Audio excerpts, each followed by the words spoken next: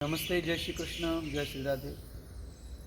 एक बार फिर आपको बहुत बहुत शुभकामनाएं। आपके स्वास्थ्य लाभ की कामना करते हुए आज एक और विश्लेषण आपके सामने करते हैं।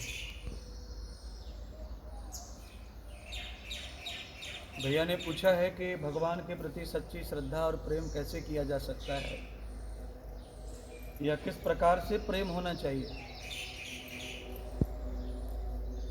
दर्शन में अगर हम दर्शनों में चले जाएं, अगर हम दर्शन फिलॉसफी को मानते हैं तो भगवान को किसी के भी प्रेम की आवश्यकता नहीं है,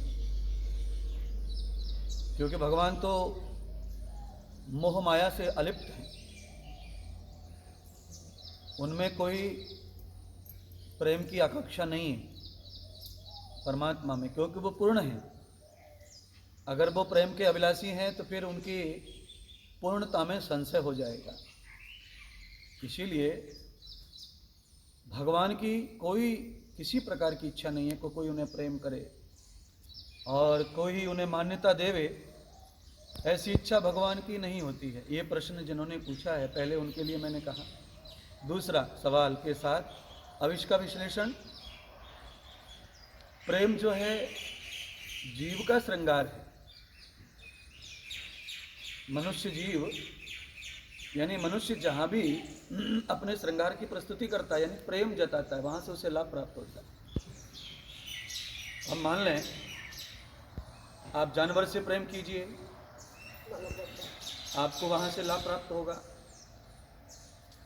पशु पक्षी, गाय भैंस, बकरी, ऊंट, बिल्ली, शेर, कुत्ते, बिल्ली, तोता, पक्षी, जो भी आपका प्रेम है, जहाँ भी आप पालन करते हैं, प्रेम करते हैं, वहाँ से आपको रिस्पॉन्स मिलता है।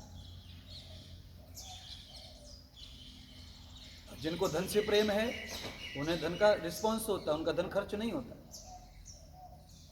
जिनको व्यक्ति से प्रेम है उनको रिस्पॉन्स मिलता है, समृद्धि मिलती है, व्यक्ति से सहारा मिलता है। तो प्रेम परमात्मा का श्रृंगार नहीं है, प्रेम मनुष्य का श्रृंगार है। जैसे भगवान को फूल की आवश्यकता नहीं है, भगवान फूल में समाया हुआ है।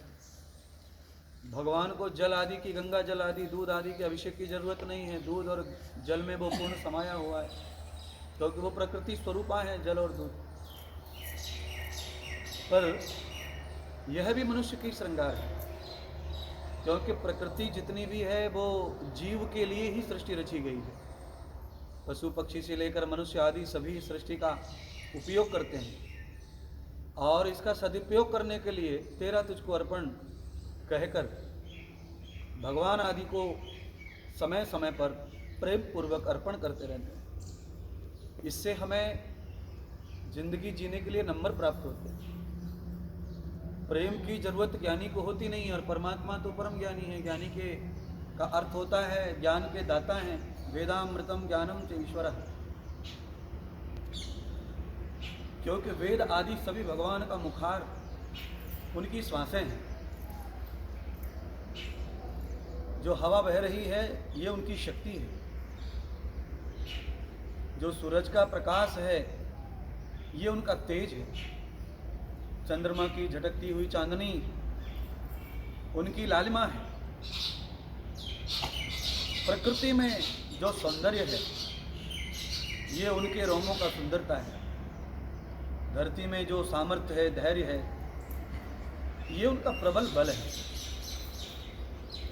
तो चारों तरफ परमात्मा समाया हुआ है। आप जहाँ भी प्रेम करते हैं, आप किसी पौधे से प्रेम कर लो, वो खिलता रहेगा, हंसता मुस्कुराता रहेगा, आपको ऊर्जा देता रहेगा। प्रेम का मतलब होता है उसकी सुरक्षा करें, जलपान कराएं, समय समय पर उसकी जो उपयुक्तताएं उन्हें पूरी करें और उसकी देखभाल रखें। इसको ही प्रेम कहते हैं। और वो प्रेम हमेशा वो खिलता रहेगा, आपको सुख मिलता रहेगा। आपका गार्डन होगा, अच्छा लगेगा, आपको ऑक्सीजन मिलेगा, आपको पूजा पाठ के लिए फूल देगा। पत्तियाँ पीनी है, खानी तो आपको फल पत्तियाँ देगा। तो आप जहाँ भी अपने प्रेम को प्रगाढ़ करते हैं वहाँ पर से आपको लाभ प्राप्त होता है। जरूरत पेड़ को नहीं बड़ा होने की, क्योंकि वो जड़ जीव है। उसको बड़ा होकर कोई कीर्ति प्राप्त नहीं करनी है, उसे कोई लाभ नहीं प्राप्त करना है। उसका लाभ जीव मात्र को मिलता है। जिनको इंद्रियां हैं, जिनमें ग्रहण शक्ति है, वो जीव पेड़ पौधों का लाभ लेते हैं। इसीलिए पेड़ों को भी तुम्हारे प्रेम की ज़रूरत है, पर वो अंदर से प्रेम भूत नहीं। आप प्रेम करते हैं तो अपने लाभ के लिए। इसीलिए परमात्मा की पूजा पाठ या प्रेम, परमात्मा पे श्रद्धा कैसी की जाए, तो मैं अब सूत्र में विश्लेषण तो मैंने कर दिया। अब मैं आपको बताना चाहता हूँ परमात्मा का प्रेम क्या है। परमात्मा का प्रेम है कि परमात्मा के सिद्धांतों का कभी भी उल्लंघन न करना। ये प्रभु के प्रति अति प्रेम है और यही परमात्मा के प्रति अति श्रद्धा। आप देखिए, किसी के माता पिता मर जाते हैं तो वो एक चित्र लगा लेता है घर में।